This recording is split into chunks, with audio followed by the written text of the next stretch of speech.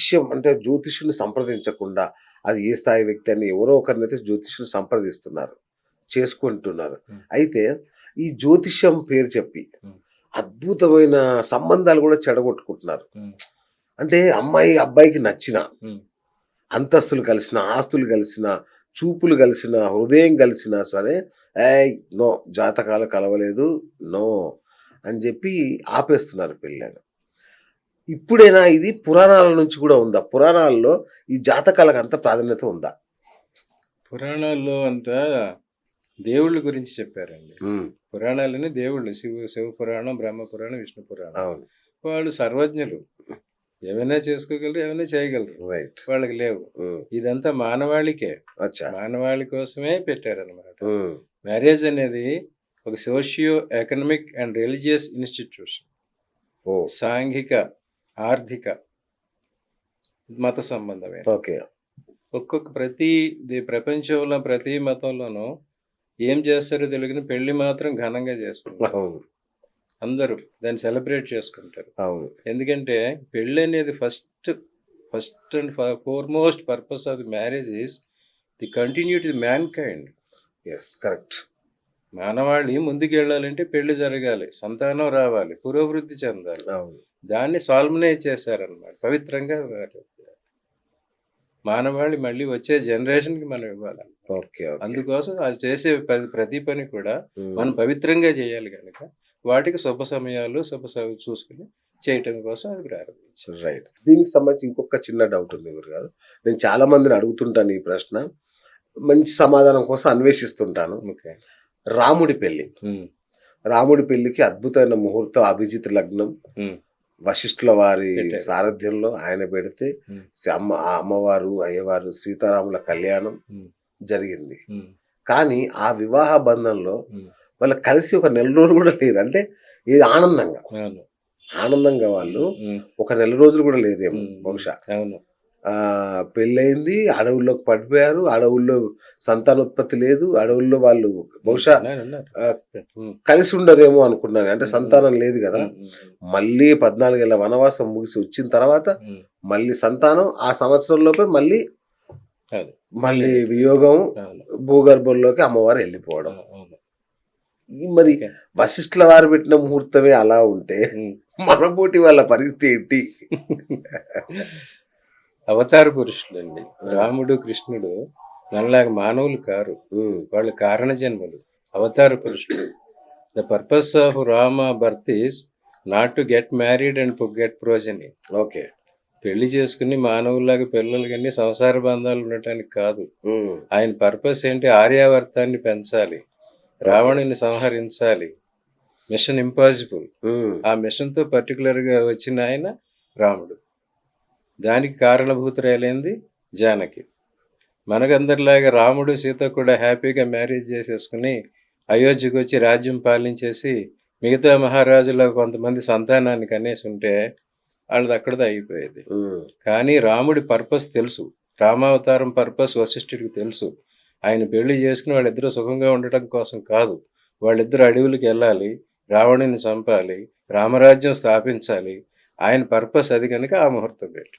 సరే సార్, ఒప్పుకుంటాను, మీరు అలా చెప్పారు కాబట్టి ఒప్పుకున్నా. ఈ రోజు కూడా భార్యాభర్తలు అన్యోన్యత అనుబంధం అంటే సీతారాములే కోట్ చేస్తారు. మరి ఇది ఎలా చేస్తారు? వారు అన్ని కష్టాల్లో కూడా కలిసే ఉన్నారు.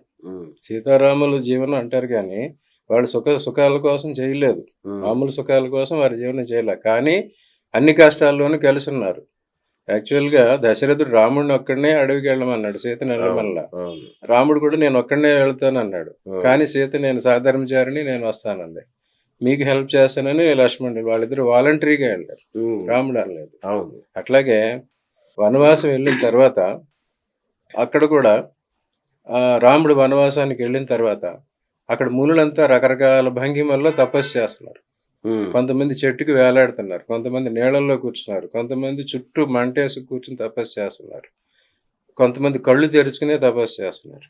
ఈయన చూసి ఏంటి మీరందరూ ఇట్లా ఎందుకు చేస్తున్నారంటే రాక్షసులు వచ్చి మా తపస్సునంతా భంగం చేస్తున్నారు, అందుకోసం మేము ఈ రకమైన పద్ధతుల్లో చేస్తున్నాం వాళ్ళని తప్పించుకోవటానికి అని చెప్పారు. అయితే ఆ రాక్షసుల్ని నేను సంహరిస్తాను, మీరు మీ తపస్సులే ప్రశాంతంగా చేసుకోండి అని అభయం ఇచ్చాడు. అవును. అప్పుడు సీత అంటది, మీ నాన్నగారు నిన్ను అడవిలో ఉండి రమ్మన్నారు, అంతేగాని ఇవన్నీ చేయమని చెప్పలేదు కదా, ఆ. ఎందుకు ఇవన్నీ నువ్వు నెత్తినేసుకుంటున్నావు అంటుంది. ఉమ్. అప్పుడు ఈయన అంటాడు, నేను క్షత్రియుడిని, నన్ను ఆశ్రయించిన వాళ్ళని రక్షించాలి, అది క్షాత్రధర్మం. నేను రాజ్యంలో ఉన్న, అడవిలో ఉన్న, కోటలో ఉన్న చేయాలి, ఇక్కడ ఉన్నది వీరికి నేను రక్షించాలి, అందుకు నేను ధర్మం ప్రకారం తీసుకున్నానని చెప్తాడు. అట్లా రాముడు తనంతటి తన ఒక బాధ్యత తీసుకున్నాడు. కానీ అప్పుడు సీత అట్లా అన్నది, కానీ అన్ని కష్టాల్లోనూ ఆమె అతనితో తోడుగా నిలబడి. ఉన్నదన్నమాట. అందుకే ఆమె సీత సహనానికి ప్రతీక సీత, భూమాత అన్నమాట. ఓకే. అన్ని కష్టాలు రకరకాల, ఏ స్త్రీకి రాని కష్టాలు వచ్చినాయి. అవును. ఆమెతో కంపేర్ చేసుకుంటే ఇప్పుడు వాళ్ళకున్న కష్టాలు ఎంత. అసలు కష్టమే కాదు. ఇంకొకటి కూడా గమనించాలి, రామాయణం అంతా విన్నాం, చూస్తారు. అడవికి వెళ్ళారు, సీతని రావణుడు ఎత్తుకుపోయాడు, ఈయన తీసుకొచ్చాడు, మళ్ళీ అయోధ్యకి వచ్చేసారు. కొంతకాలం తర్వాత రాముడు సీతను వదిలేశాడు, ఆమె వెళ్ళిపోయింది. అప్పుడు మరి ఆమె కూడా ఒక జనక మహారాజు గారి కూతురు కదా, అవును. పుట్టింటికి వెళ్ళి వాళ్ళ నాన్నగారికి కంప్లైంట్ చేయొచ్చు కదా. చేయొచ్చు కదా. ఏంటి ఏమైపోయింది? 428 కేసు పెట్టొచ్చు కదా. 438 438 అచ్చా. కేసు పెట్టొచ్చు కదా. ఆ, కానీ ఏం చేసింది, వాల్మీకి ఆశ్రమానికి వెళ్ళిపోయింది. అవును. తర్వాత మళ్ళీ జనకుడు కానీ వారు కూడా వచ్చి అసలు మా అమ్మ ఏమైంది, ఎక్కడుందన్నమాట ఎవరిని అడిగారా? లేదు. సో వారిద్దరూ పర్పస్ కోసం కారణ జన్మలో అవతార పురుషులు. ఓకే. అట్లాగే సో వాళ్ళు అన్ని కష్టాల్లో కూడా కలిసి ఉన్నారు, సహచర్యం సహధర్మం పాటించారు. సో అవి చూసుకోండి అన్న పద్ధతిలో దీన్ని కంపేర్ చేస్తారు, ఓకే. ఎగ్జాంపుల్ గా చూపిస్తారు. కానీ మళ్ళీ మనం ఇదివరకు చెప్పుకున్నట్టు సఖ్యం సౌఖ్యం సంతానం ఆ, వాటి కోసం కాదు. వారిద్దరూ కలిపింది సహచర్యం సహధర్మం. ఓహో. దానికోసం ఎన్ని కష్టాలు వచ్చినా భరించారు. భరించాలి. అందుకు సీతారాముల్లో ఉండండి అని చెప్తారు. అద్భుతం, అద్భుతం గురుగారు. అసలు కష్టమే కాదు. ఇంకొకటి కూడా గమనించాలి, రామాయణం అంతా విన్నాం, చూస్తారు. అడవికి వెళ్ళారు, సీతని రావణుడు ఎత్తుకుపోయాడు, ఈయన తీసుకొచ్చాడు, మళ్ళీ అయోధ్యకి వచ్చేసారు. కొంతకాలం తర్వాత రాముడు సీతను వదిలేశాడు, ఆమె వెళ్ళిపోయింది. అప్పుడు మరి ఆమె కూడా ఒక జనక మహారాజు గారి కూతురు కదా, అవును. పుట్టింటికి వెళ్ళి వాళ్ళ నాన్నగారికి కంప్లైంట్ చేయొచ్చు కదా. చేయొచ్చు కదా. ఏంటి ఏమైపోయింది? 428 కేసు పెట్టొచ్చు కదా. 438 438 అచ్చా. కేసు పెట్టొచ్చు కదా. ఆ, కానీ ఏం చేసింది, వాల్మీకి ఆశ్రమానికి వెళ్ళిపోయింది. అవును. తర్వాత మళ్ళీ జనకుడు కానీ వారు కూడా వచ్చి అసలు మా అమ్మ ఏమైంది, ఎక్కడుందన్నమాట ఎవరిని అడిగారా? లేదు. సో వారిద్దరూ పర్పస్ కోసం కారణ జన్మలో అవతార పురుషులు. ఓకే. అట్లాగే సో వాళ్ళు అన్ని కష్టాల్లో కూడా కలిసి ఉన్నారు, సహచర్యం సహధర్మం పాటించారు. సో అవి చూసుకోండి అన్న పద్ధతిలో దీన్ని కంపేర్ చేస్తారు, ఓకే. ఎగ్జాంపుల్ గా చూపిస్తారు. కానీ మళ్ళీ మనం ఇదివరకు చెప్పుకున్నట్టు సఖ్యం సౌఖ్యం సంతానం ఆ, వాటి కోసం కాదు. వారిద్దరూ కలిపింది సహచర్యం సహధర్మం. ఓహో. దానికోసం ఎన్ని కష్టాలు వచ్చినా భరించారు. భరించాలి. అందుకు సీతారాముల్లో ఉండండి అని చెప్తారు. అద్భుతం, అద్భుతం గురుగారు.